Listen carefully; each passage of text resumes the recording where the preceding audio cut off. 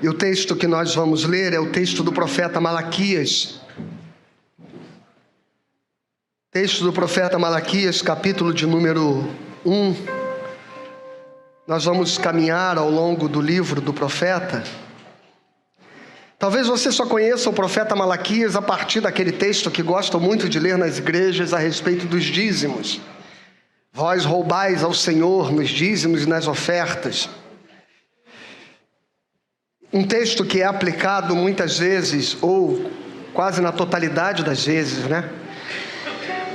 nos púlpitos evangélicos de um modo descontextualizado, fora do seu contexto, para intimidar as pessoas a serem dizimistas, a partir de ameaças que estão contidas naquele texto que fala a respeito do gafanhoto, devorador, migrador e o destruidor.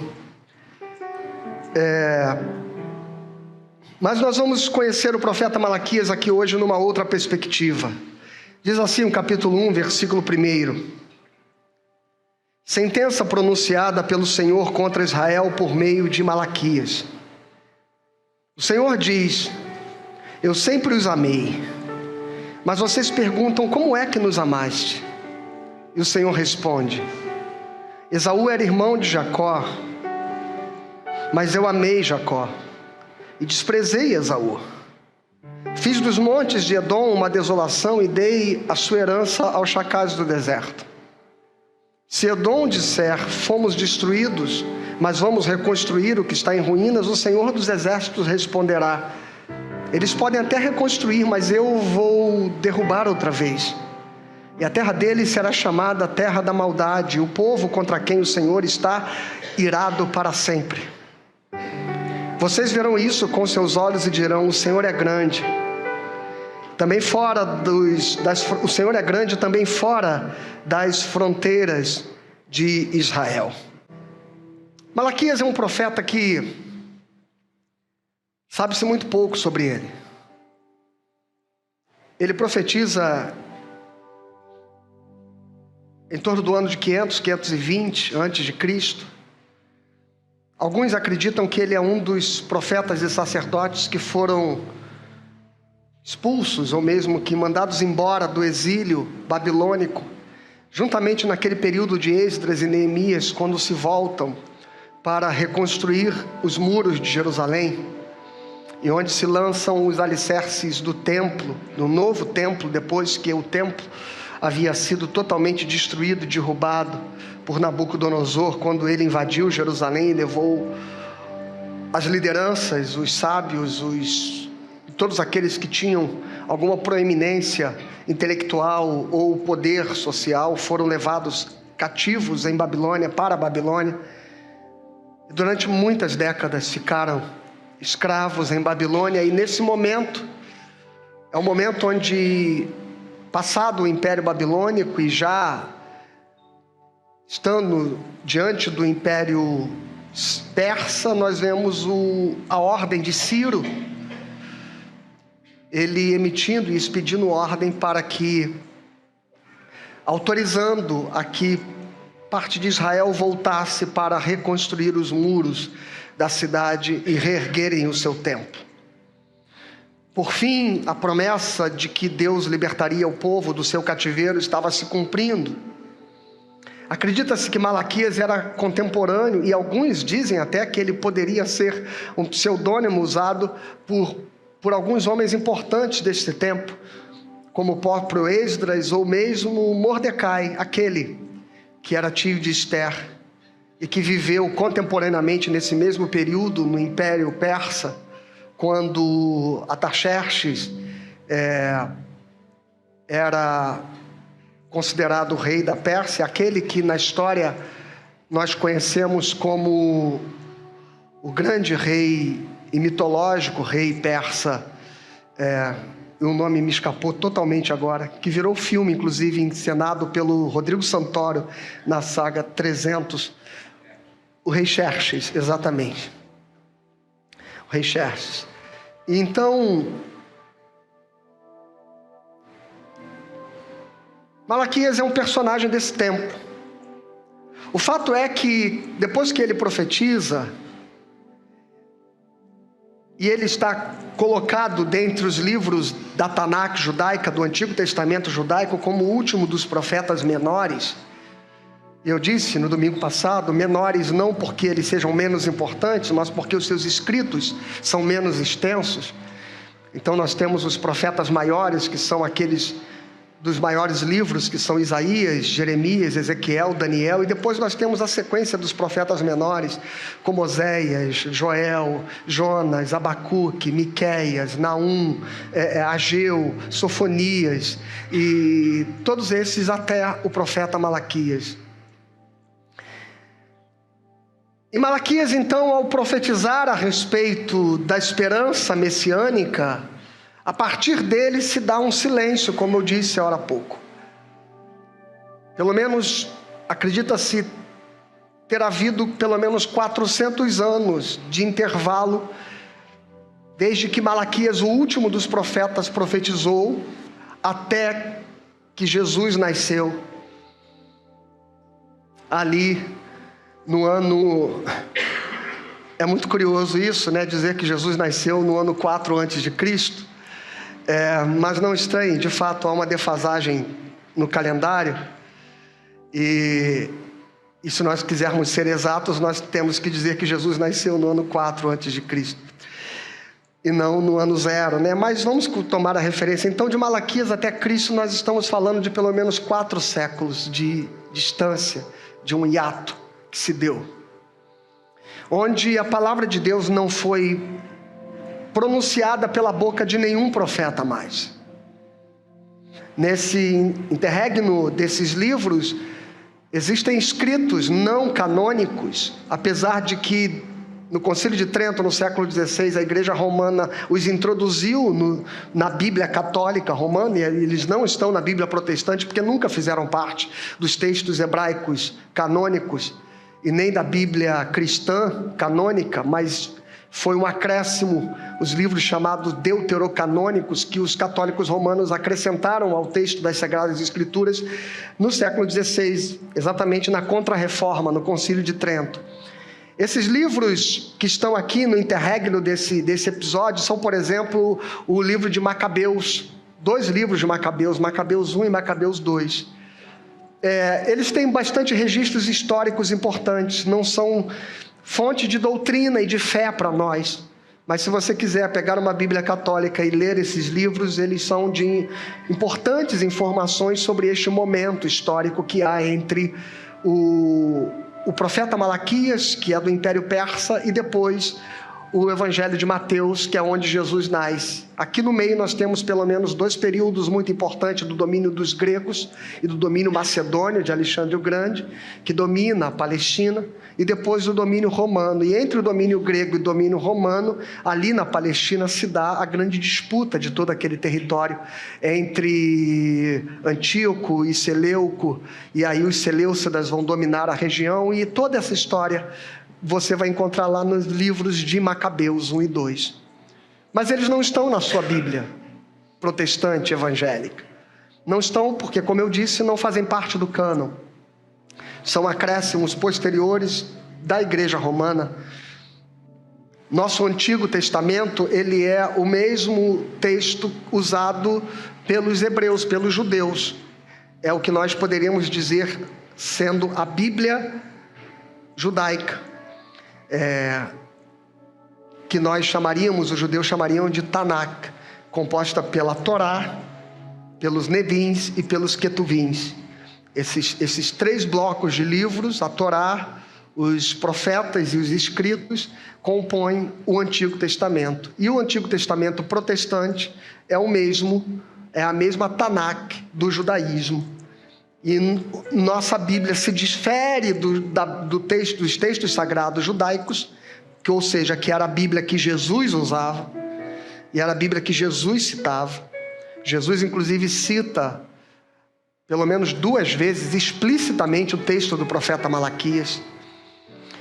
A Bíblia que Jesus usava era a Bíblia judaica, que é este Antigo Testamento que está na sua Bíblia, sem os 6 livros deuterocanônicos do catolicismo, que são Macabeus 1 e 2, o livro de Sabedoria, o Sirácida, Judite, e alguns textos como um capítulo 13, acrescentado ao livro de Daniel.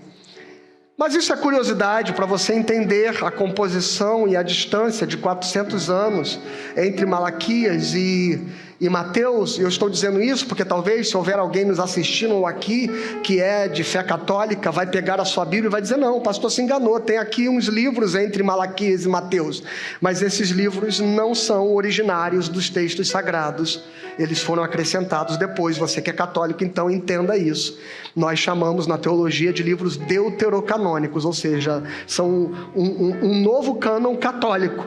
E acontece, este cânon, inclusive, ele é oficializado no catolicismo depois já da separação de protestantes e católicos. É na Contra-Reforma do Concílio de Trento, no século XVI. Voltando ao texto, qual é o tema central do profeta Malaquias?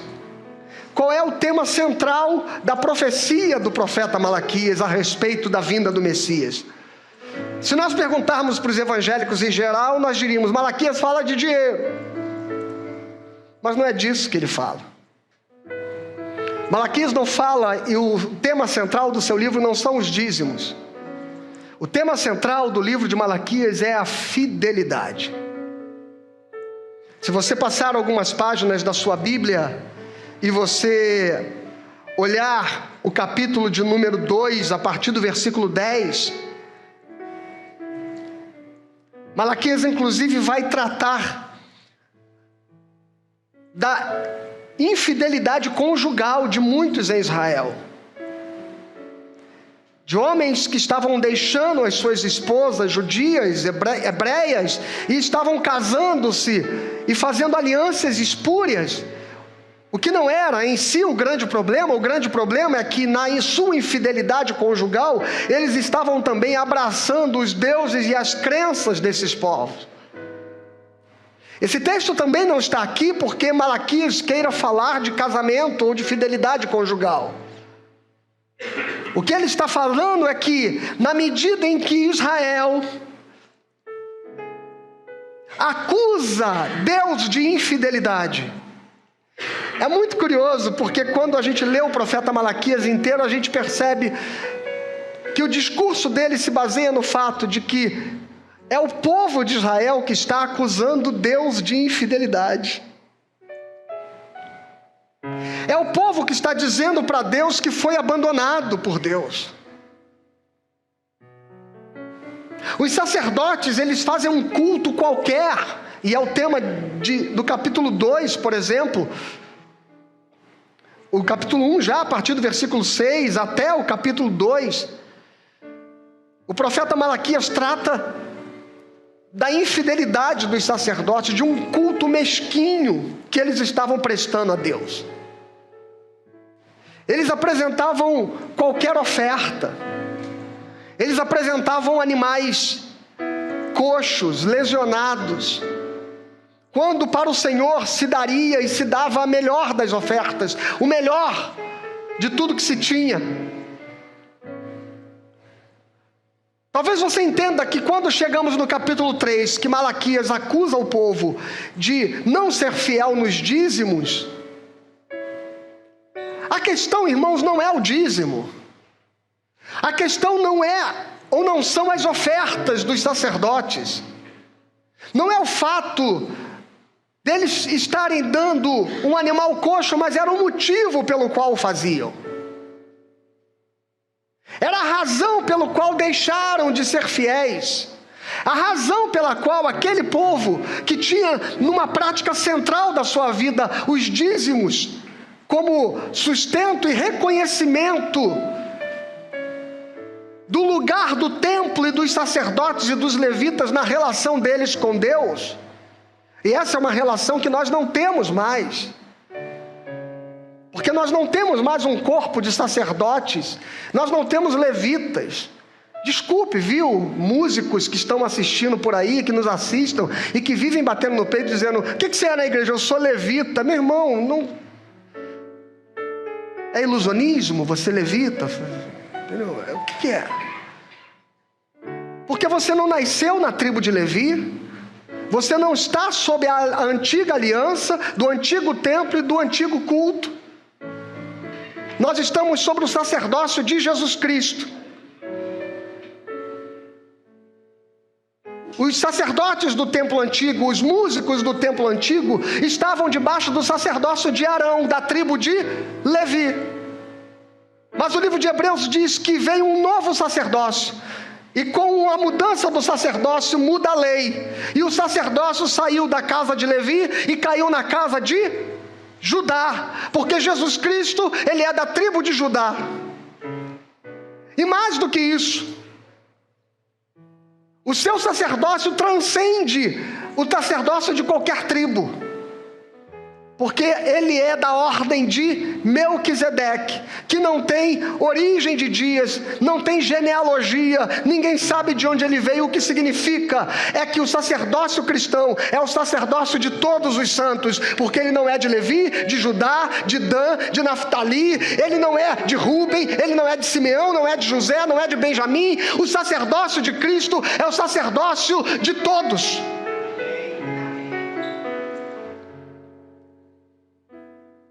Então você não tem no segmento evangélico o sacerdote. O meu sacerdócio, ele é pastoral. O seu sacerdócio, segundo dizem os teólogos reformadores, eu acho isso lindo, é o lugar onde Deus levantou você para ministrar sobre a vida de alguém. Seja o que for que você faça, seja qual for a sua profissão, seja qual for o seu lugar no mundo e na sociedade, seja dona de casa, seja pai de família, seja engenheiro, seja médico, seja professor, seja cabeleireiro, seja gari, seja pedreiro, seja diarista, seja o que for, esse é o seu sacerdócio. E ali, em tudo que você fizer, glorifique a Deus e seja um instrumento de Deus naquilo que você faz. Então nós não temos levitas, viu? Nós somos apenas músicos. Esse aqui não é o ministério dos levitas quando canta aqui. Esse aqui é o ministério de música da igreja. É o ministério de música. E a gente nem chama ele de ministério de louvor.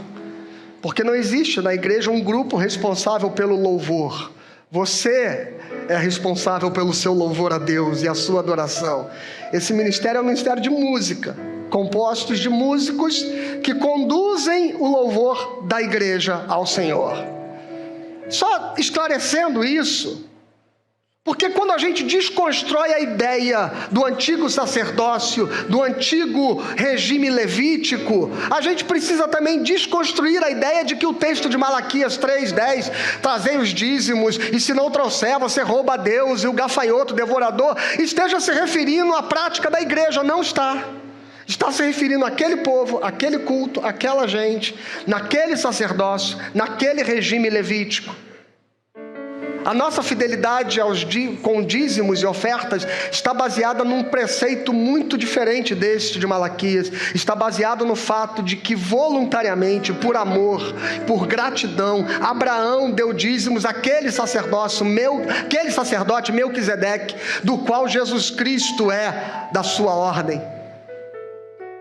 Nós não somos dizimistas e ofertantes por conta do sacerdócio levítico, mas por conta do sacerdócio de Jesus Cristo, cujo sacerdócio de Melquisedeque é modelo, referência. E conforme a prática de Abraão, que foi dizimista sem lei, sem obrigação, sem ordem, sem que fosse um preceito religioso, mas foi gesto de reconhecimento, de gratidão, da bondade e da fidelidade de Deus na sua vida. Desconstruída a ideia de que o texto de Malaquias seja um texto para ameaçar você, a gente pode voltar e entender o profeta.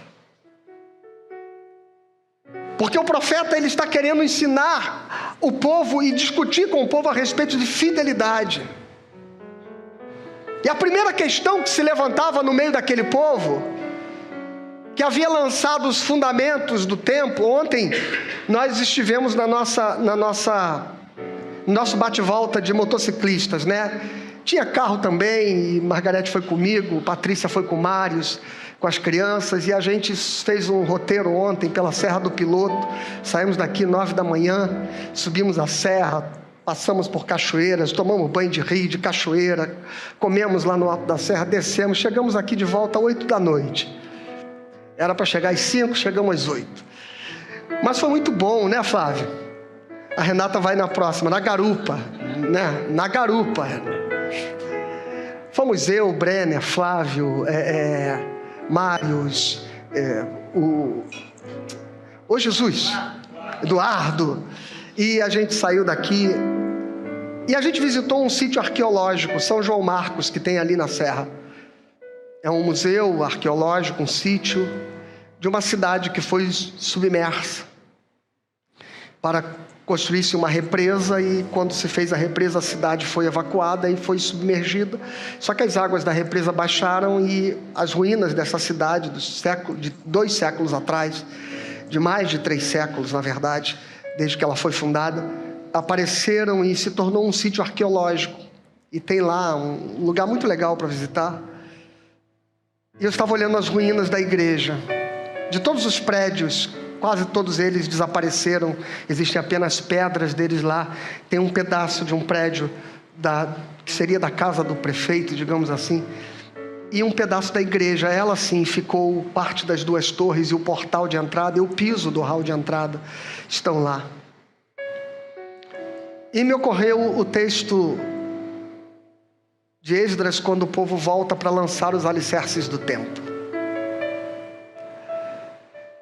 Aquele templo que havia caído, e o texto diz que quando eles lançaram os alicerces do novo templo, nesse momento, nesse tempo de Malaquias, houve uma celebração, porque aqueles todos que cresceram no cativeiro, nasceram no cativeiro, ouvindo as histórias do templo de Jerusalém, se emocionaram de tal maneira que pela primeira vez eles teriam um templo, teriam o lugar do culto, da identidade do seu povo. Nunca eles tinham vivido essa experiência. O texto diz que eles cantaram e gritaram com uma alegria enorme.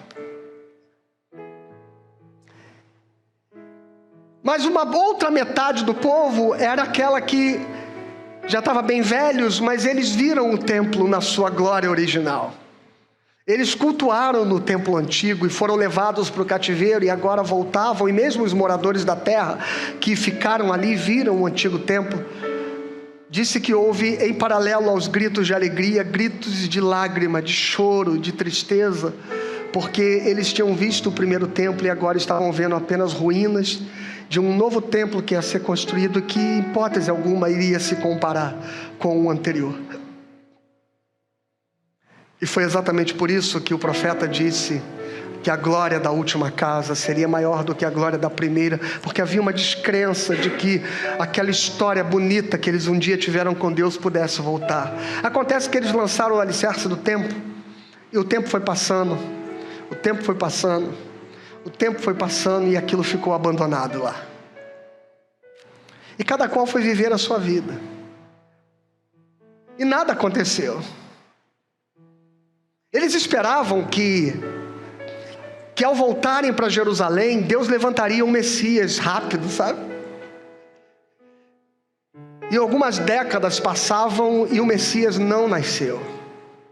E os sacerdotes então abandonaram e passaram a fazer um culto de qualquer jeito. E o povo, olhando os sacerdotes, diz assim: se vocês não estão levando a sério, por que nós vamos levar? E eles passaram também a levar as ofertas de qualquer jeito. Antes de falar das ofertas do povo no capítulo 3, o profeta Malaquias fala das ofertas dos sacerdotes no capítulo 1 e 2. E aí ele lança um contexto da infidelidade, mas veja como o texto começa, versículo 2, capítulo 1, versículo 2. O Senhor diz: mas vocês perguntam, como é que nos amaste? o profeta está respondendo uma lamúria das pessoas. Deus não nos ama. Deus não me ama. E Deus está dizendo: eu sempre te amei. Mas em que medida eles estão avaliando que Deus não os ama? Na medida em que eles não estão vendo a promessa de Deus se cumprir. Nós já estamos no século V. 200 anos antes, Isaías já estava profetizando sobre o Messias. E o Messias não veio. E pior, eles foram levados para o cativeiro. E ficaram muitas décadas no cativeiro. 70 anos no cativeiro. E voltam deste cativeiro com esperança de que, ao mesmo tempo que eles levantariam o templo e levantariam os muros de Israel, Deus faria a sua parte nessa conversa e ergueria e faria se levantar o Messias. Quantas vezes você teve a sensação de que você se esforçou, de que você fez a sua parte, de que você se dedicou, mas Deus não fez a parte dele?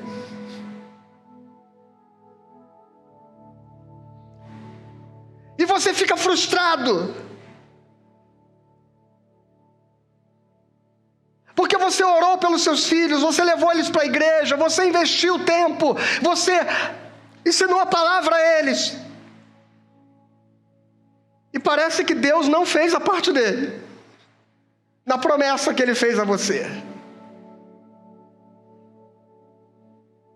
Você investiu nos seus estudos, você investiu na sua qualificação, e na hora que você foi para o mercado de trabalho, todo esperançoso que tudo ia dar certo, parece que Deus não fez a parte dele. Eu tenho absoluta certeza que alguns de nós, ou muitos dentre nós, já viveram estas frustrações, e se perguntaram: por que Deus tem sido tão bom para algumas pessoas e nem tanto para mim? E estes homens estão dizendo assim: o Senhor não nos ama. Como o Senhor nos ama? Mas a primeira coisa que Deus responde, antes de falar de qualquer outra, que Deus diz assim: como eu te amo, está aí na parte B do versículo 2, e o Senhor responde: Esaú era irmão de Jacó, mas eu amei Jacó e desprezei Esaú. Sabe qual é a primeira resposta de Deus para o povo? O primeiro sinal de que Deus ama você não está nas bênçãos que Ele porventura possa te dar, mas que diante de todos os habitantes pecadores da terra, Ele escolheu você para ser seu povo.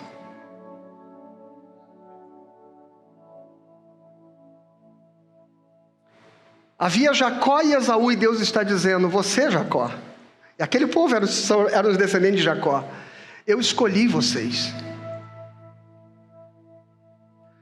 E o que você fez para que Deus escolhesse você? Você não fez nada. Simplesmente Deus amou você. Simplesmente Deus chamou você. Simplesmente Deus selou você para ser dele. Simplesmente, de algum modo sobrenatural, Ele se revelou a você. E esta é a primeira marca do amor de Deus, é que Ele salvou você.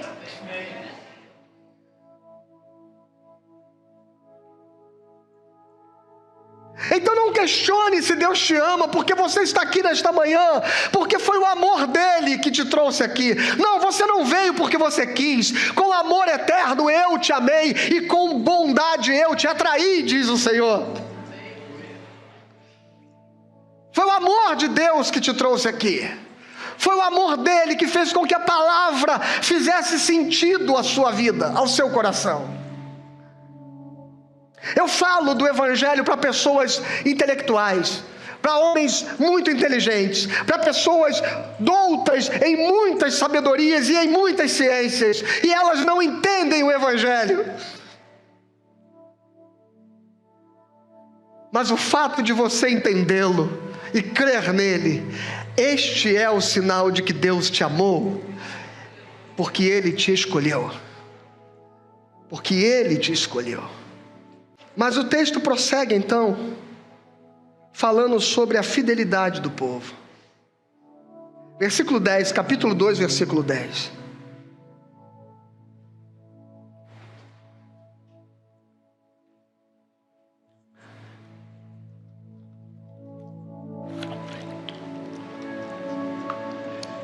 Não temos todos o mesmo Pai? Não nos criou o mesmo Deus? Por que então seremos desleais uns para com os outros, profanando a aliança de nossos pais? Judá tem sido infiel, e a abominação foi cometida em Israel e em Jerusalém, porque Judá profanou o santuário do Senhor, o qual ele ama, e se casou com uma adoradora de Deus estranho. O Senhor eliminará das tendas de Jacó aquele que fizer isso, seja ele quem for, mesmo que apresente ofertas ao Senhor dos exércitos. A outra coisa que vocês fazem, cobrem de lágrimas o altar do Senhor, com choro e gemidos, porque Ele já não olha para a oferta e não aceita com prazer. E vocês perguntam, por quê? Porque o Senhor foi testemunha da aliança entre você e a mulher da sua mocidade, a quem você foi infiel, sendo ela a sua companheira e mulher da sua aliança. Não fez o Senhor somente um mesmo, que lhe sobrasse o Espírito? E por que somente um? Porque buscava uma descendência piedosa. Portanto, tenham cuidado para que ninguém seja infiel para com a mulher da sua mocidade, porque o Senhor, o Deus de Israel, diz que odeia o divórcio, e também aquele que cobre de violência as suas roupas, diz o Senhor dos exércitos. Portanto, tenham cuidado e não sejam infiéis. Quando o profeta traz o tema do divórcio, do casamento, o que ele quer é falar para o povo o seguinte: você está reclamando da fidelidade de Deus, mas o quanto você tem sido fiel com aquilo que Deus consagrou e ungiu e abençoou na sua vida? O quanto você tem sido fiel às coisas que Deus colocou na sua mão, às alianças, aos pactos que Ele fez com você? Ele diz assim: Judá tem sido infiel. Tenham cuidado para que vocês não sejam infiéis, diz o profeta. É claro que o tema do casamento é relevante aqui, mas ele está aqui como uma metáfora. Porque no verso 17 ele diz: porque vocês estão cansando o Senhor com as suas palavras, e ainda perguntam em que nós o cansamos. Nisso de dizerem, aqueles que fazem o mal passam por bons aos olhos do Senhor, e é desses que Ele se agrada. Ou, onde está o Deus da justiça? Esta reclamação do povo, ela aparece lá no Salmo 73, nos lábios do salmista Asaf. Quando ele diz assim: quanto a mim, os meus pés quase se desviaram. Porque faltou pouco para que se desviassem os meus passos. E sabe por que Asaf, o salmista, quase se desviou? A despeito de Deus ser bom, porque no versículo 1, aí está o versículo 2, no versículo 1 ele diz assim: certamente Deus é bom para com Israel, para com os limpos de coração. Mas no verso 2 ele diz: quanto a mim, eu quase me desviei, os meus pés quase escorregaram, eu quase caí. Por quê? Olha o que diz o verso 3. Pois eu invejava os arrogantes ao ver a prosperidade dos maus. 4. Para eles não há preocupações, o seu corpo é forte e sadio, não partilham das canseiras dos mortais, nem são afligidos como os outros. Por isso a soberba os cinge como um colar, e a violência os envolve como um manto. Os olhos saltam-lhes de tanta gordura, do coração deles brotam fantasias. Zombam e falam com maldade, falam da opressão com arrogância. Abrem a boca para falar contra os céus, e a língua deles percorre a terra. Por isso o seu povo se volta para eles, e os que têm fonte, e os que têm por fonte da qual bebe com avidez. E o verso 11, eles dizem: como Deus ficará sabendo? Por acaso o Altíssimo tem algum conhecimento? Eis que estes são os ímpios, e sempre tranquilos, aumentam as suas riquezas. Com certeza foi inútil, veja o que diz o salmista: foi inútil conservar puro o meu coração e lavar as minhas mãos na inocência, pois o dia inteiro eu sou afligido e cada manhã eu sou castigado. Se eu tivesse pensado em falar tais palavras, já aí teria traído a geração dos teus filhos, ó Deus, até aqui. Asaf está dizendo assim: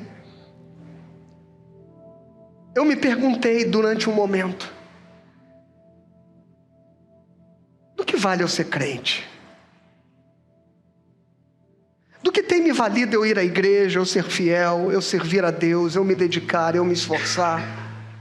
Do que tem me valido todas as coisas que eu tenho me empenhado em fazer com zelo, com esmero? Minha honestidade, meu trabalho, viver em santidade. Estou cheio de problema no casamento, estou cheio de dívida, estou passando dificuldade, estou doente, estou enfermo. Estou em crise nos meus relacionamentos. E eu olho para o lado, e as pessoas estão sorrindo. Elas não estão nem aí para Deus, mas elas prosperam, elas enriquecem. Elas têm tudo. Nada de ruim acontece com elas.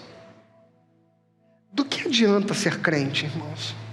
Eu acho que me enganaram quando disseram que se eu servisse ao Senhor, Ele abençoaria a minha vida. Eu acho que mentiram para mim quando me disseram que Ele ia abençoar meu casamento, minha casa, meus filhos, meu emprego, meu trabalho, meu futuro, meu ministério. Eu acho que me iludiram quando disseram para mim que Deus tinha solução para as questões que tocam, que tangem a minha alma. Eu acho que me iludiram. É isso que o povo está dizendo para Deus por intermédio do profeta Malaquias.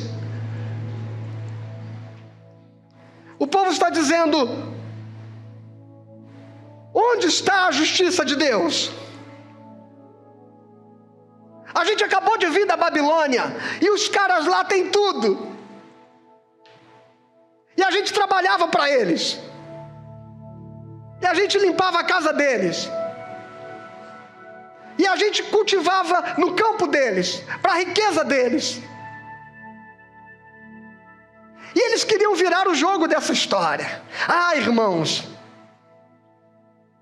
talvez seja por isso que os evangélicos abandonaram a esperança da salvação e passaram a querer construir no mundo o lugar onde eles prevaleçam, onde eles enriqueçam, onde eles prosperam, onde eles sejam relevantes, onde todos...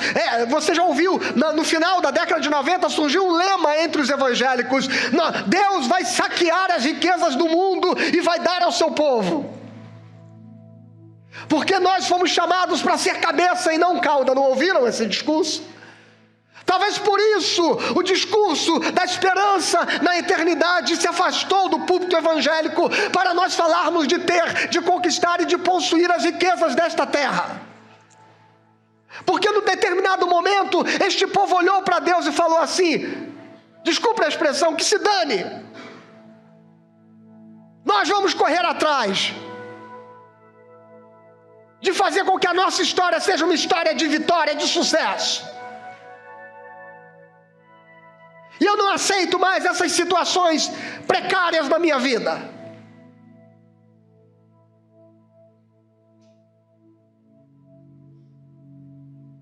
Eu vou tomar posse da vitória de Deus, e elas têm que se cumprir hoje na minha vida. Eu declaro.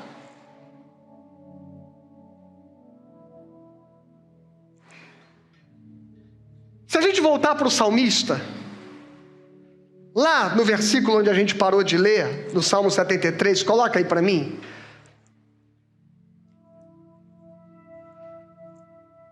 O salmista disse assim: só em pensar em falar isso, eu já teria traído, eu já teria sido infiel ao meu Deus e a toda a geração dos teus filhos. E olha o que diz o próximo verso.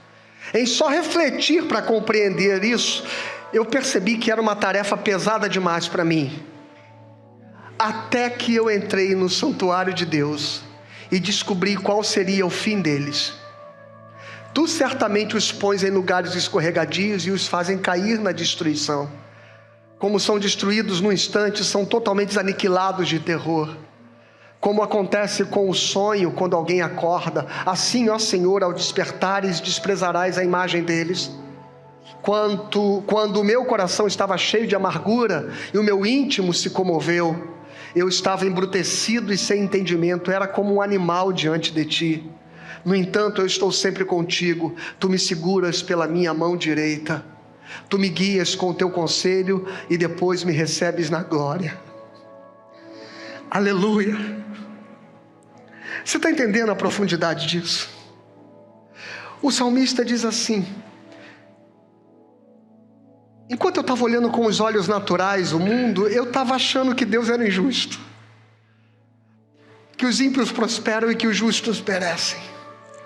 Até que eu entrei no santuário de Deus, até que eu entrei em oração, até que eu fui falar com Deus, até que eu conheci a intimidade de Deus e Deus me mostrou alguma coisa que eu não estava percebendo, que o final da história dos pecadores é que eles tropeçam e caem, porque os seus pés estão sobre um lugar escorregadio.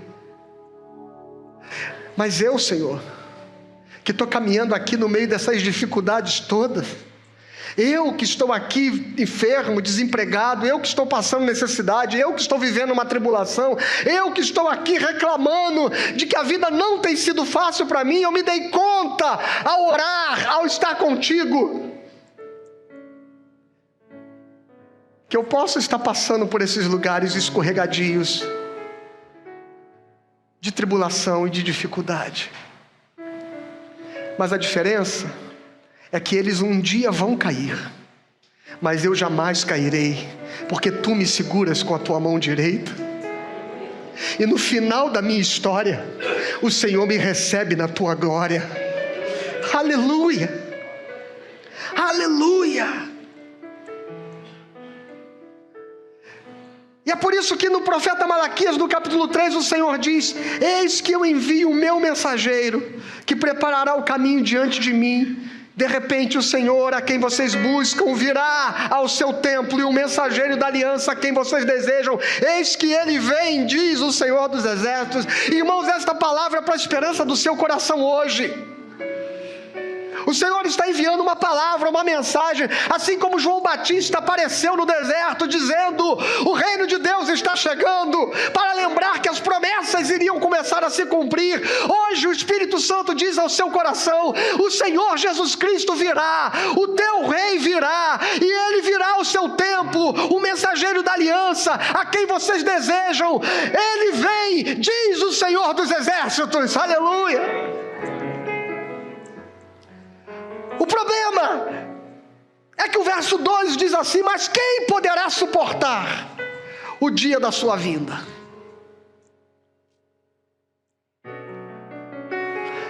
É como se Malaquias, ao mesmo tempo que desse esperança ao povo que o Senhor virá, ele dissesse assim: mas vocês que estão questionando a fidelidade de Deus, a pergunta é: quando ele vier, você estará fiel?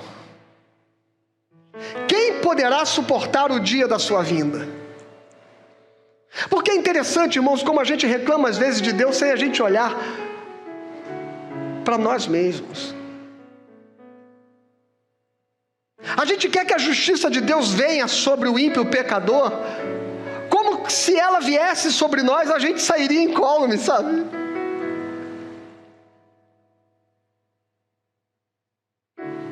A gente diz assim: Deus vai pesar a sua mão, como se ele colocasse a mão dele sobre nós e examinasse as intenções e os motivos do nosso coração, se a gente fosse ser inocente, sabe?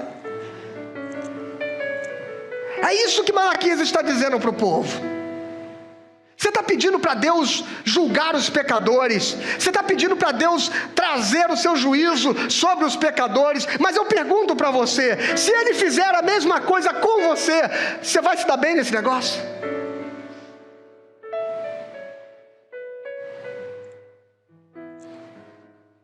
Jesus conta uma parábola onde ele diz assim, parábola não, ele diz um ensinamento onde ele diz assim: quando você estiver indo com o seu adversário para se apresentar diante do juiz, tenta se acertar com ele no caminho, porque pode ser que você se leve um susto, que quando você chegar na frente do juiz, o juiz considere que você que é o culpado.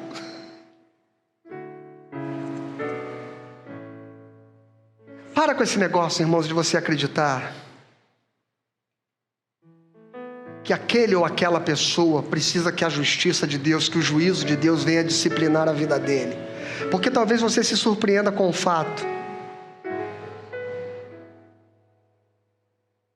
de que você não seja mais inocente do que ele.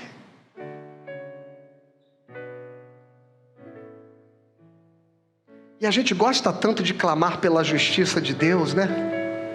A gente gosta tanto de pedir que a justiça de Deus venha sobre o mundo. Eu confesso que eu não costumo fazer muito essa oração, não.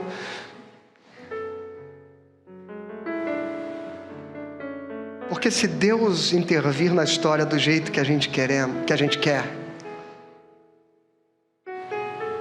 não sobra ninguém.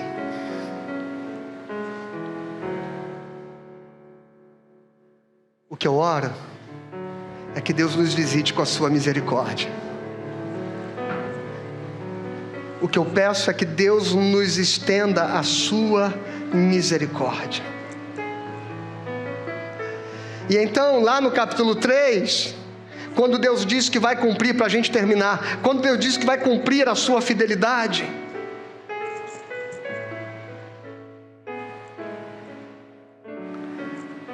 lá no versículo 17, o Senhor tem uma promessa onde Ele diz assim: eles serão a minha propriedade particular. Deus está falando do seu povo, Deus está falando de você, meu irmão. Naquele dia que prepararei, diz o Senhor. Naquele dia que prepararei, diz o Senhor. Eu vou repetir: naquele dia que prepararei, diz o Senhor dos exércitos, eu os pouparei como o homem poupa o seu filho que o serve. Lê o verso 18 comigo bem alto. Então vocês verão mais uma vez a diferença entre o justo e o ímpio, entre o que serve a Deus e o que não serve, naquele dia. Irmãos, eu sei que a vida não tem sido fácil para você. Eu sei que você tem se perguntado por que parece que as promessas de Deus não se cumprem na tua vida, no teu casamento, na vida dos teus filhos, no teu trabalho, no teu emprego, nas tuas finanças. Eu sei que a vida não tem sido fácil, mas o Senhor está dizendo uma coisa, Ele não está prometendo uma vida fácil. O que Ele está dizendo: naquele dia que eu preparei para você, naquele dia você verá a diferença entre o que serve ao Senhor e o que não serve.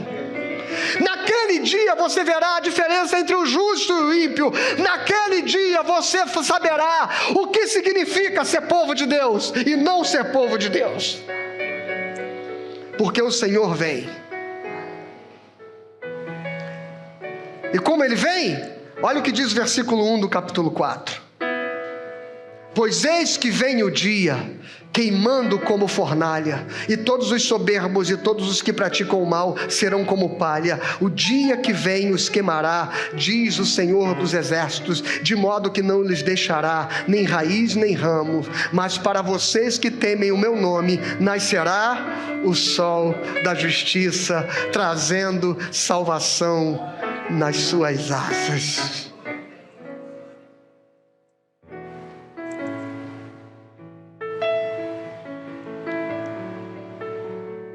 Então o que nós temos é que esperar este dia. Mas esperar de um jeito muito peculiar. Porque antes que venha esse dia, diz o versículo 5: eis que eu lhes enviarei o profeta Elias, antes que venha o grande e terrível dia do Senhor.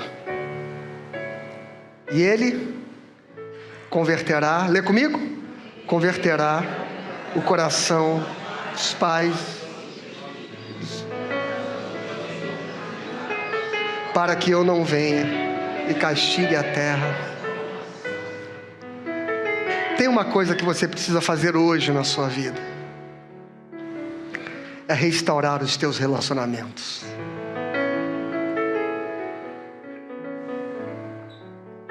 É restaurar os laços, os vínculos. É buscar perdão e misericórdia. É muito interessante que o profeta Malaquias está dizendo: O dia do Senhor vem e Ele virá como um fogo consumidor. Mas Deus vai preparar o seu povo antes desse dia, convertendo o coração dos pais aos filhos e o coração dos filhos aos pais. Convertendo relacionamentos quebrados, restabelecendo vínculos, curando os afetos. Eu não sei se esta pessoa, ela deseja ou está aberta a restabelecer vínculos com você. Não sei. Não sei se é possível. Não sei se é viável. Mas o apóstolo Paulo, ele diz uma coisa: naquilo que depender de vós, tendes paz. Que no seu coração não haja feridas abertas que doam, ressentimentos que machuquem, ódios que perdurem. Que no seu coração ao menos haja esta conversão. Não depende de você que todas as relações sejam boas, porque depende também do outro. Mas que não seja culpa sua. De tantas coisas que o profeta poderia dizer a respeito da expectativa da vinda do Messias, ele poderia falar de moralidade, ele podia falar de comportamentos, de vícios, de um monte de coisas. Ele não fala de nada disso, ele diz apenas uma coisa: o Espírito de Deus quer que o seu coração esteja preparado. Não que ela seja única, mas ele coloca isso como primordial. Que os relacionamentos se convertam, que eles se curem, que eles sejam restaurados, em nome de Jesus, amém.